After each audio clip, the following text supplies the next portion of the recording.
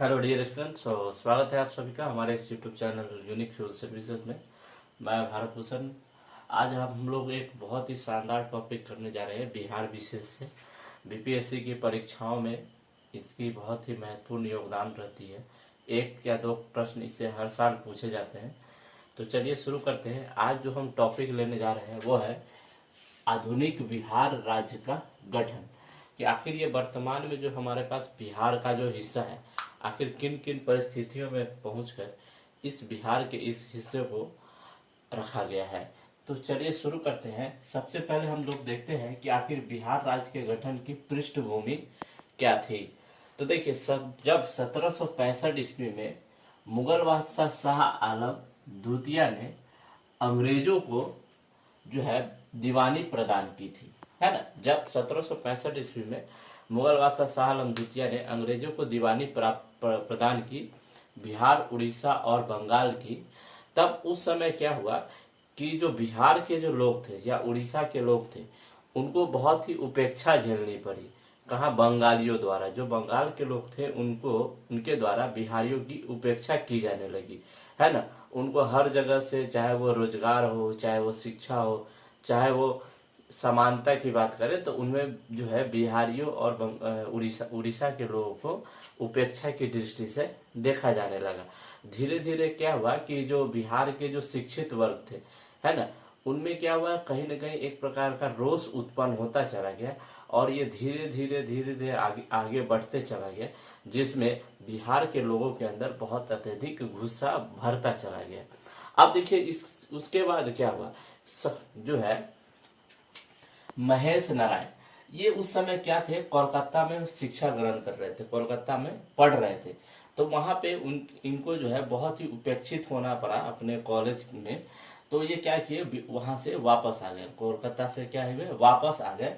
और महेश नारायण ने 1894 ईस्वी में बिहार टाइम्स निकाला था। याद रखिएगा, बिहार टाइम्स निकाला था। ये एक प्रकार का पत्र था, बिहार टाइम्स, जो महेश नारायण के संपादन में निकाला गया था, जिसमें पृथक बिहार, याद रखिए, पृथक बिहार की मांग की गई थी। पृथक बिहार की मांग की गई थी। तो सबसे पहले जो है, जो जिस पत्र पत्रिकाओं में बिहार जो है पृथक बिहार की या अलग बिहार की मांग की गई थी, वो क्या था, बिहार टाइम्स, जिसके संपादक कौन थे, महेश नारायण।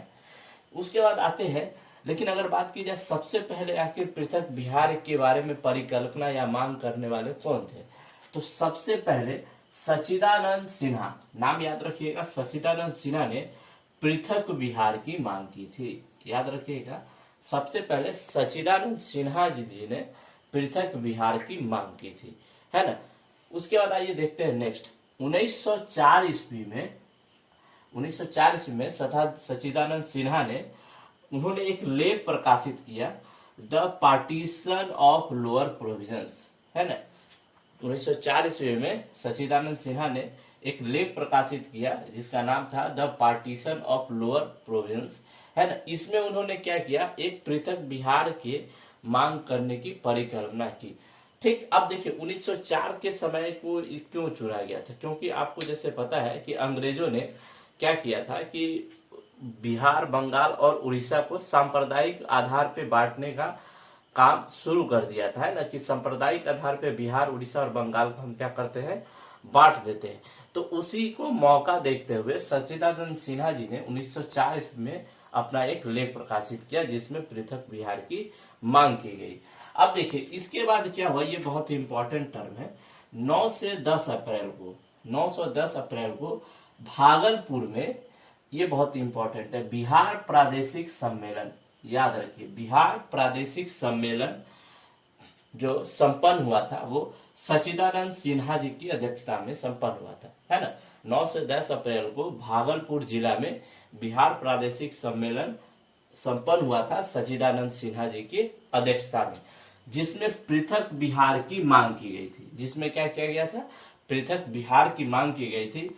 और उस समय जो है 1904 ईस्वी को ही, 4 या 5 ईस्वी को जो है क्यों मांग की गई थी, क्योंकि उस समय स्वदेशी आंदोलन शुरू हो चुका था और अंग्रेजों को जो है राजस्व में कहीं न कहीं हानि हो रही थी। ठीक।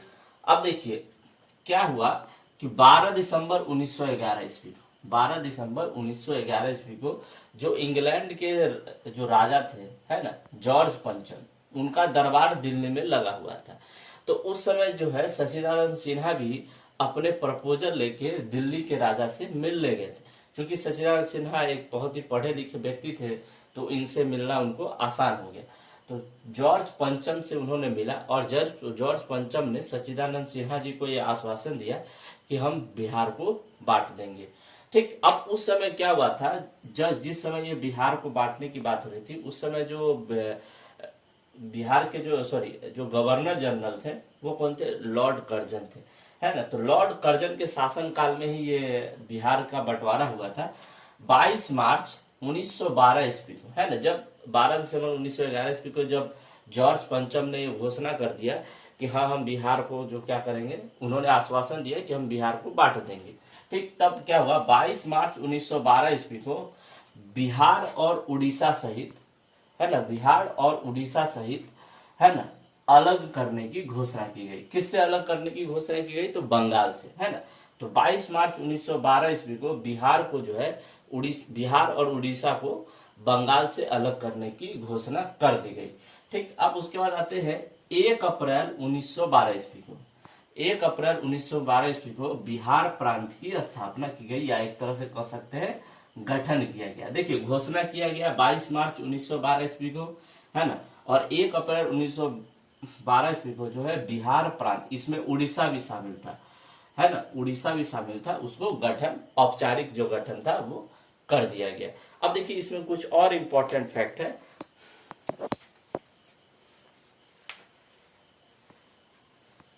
जैसे कि देखिए, जैसे कि 1 अप्रैल 1912 को जब बिहार प्रांत की स्थापना कर दी गई थी, तब उस समय इसके बाद फिर एक बार और डिस्ट्रीब्यूट हुआ। तो 1 अप्रैल 1936 को, है ना, बिहार और उड़ीसा को, बिहार और उड़ीसा को अलग कर दिया गया, अलग कर दिया गया। ठीक, अलग कर दिया गया। ठीक, 1 अप्रैल 1936 को बिहार और उड़ीसा को क्या कर दिया गया, अलग कर दिया गया। उसके बाद फिर एक बार फिर कब, 15 नवंबर 2000 ईस्वी को बिहार के दक्षिणी भाग, बिहार के दक्षिणी भूभाग 46% हिस्से के साथ झारखंड राज्य बना। क्या बना,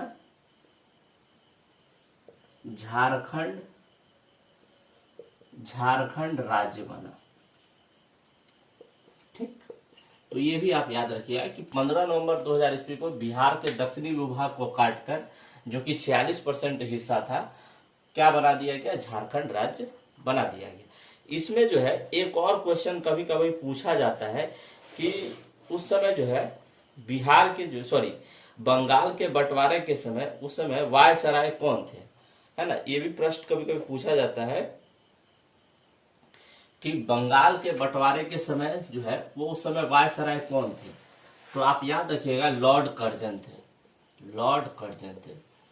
जब 1905 में बंगाल का बंटवारे की घोषणा की गई थी, तब उस समय जो वायसराय थे वो लॉर्ड कर्जन थे, और ये सांप्रदायिक आधार पे इसका बंटवारा किया गया था, सांप्रदायिक आधार पर। ठीक, तो इस तरीके से आप बिहार राज्य के गठन की बात की गई है। देखिए, बिहार राज्य के गठन से क्वेश्चन पूछे जाते हैं हर साल, पिछले साल भी आया था, इस साल भी आएंगे ही, और ये हर एक, चाहे वो बिहार का एसआई हो या फिर किसी भी बिहार से संबंधित कोई भी एग्जाम हो, उसमें इससे क्वेश्चन आएंगे। धन्यवाद, नेक्स्ट वीडियो में फिर मिलते हैं।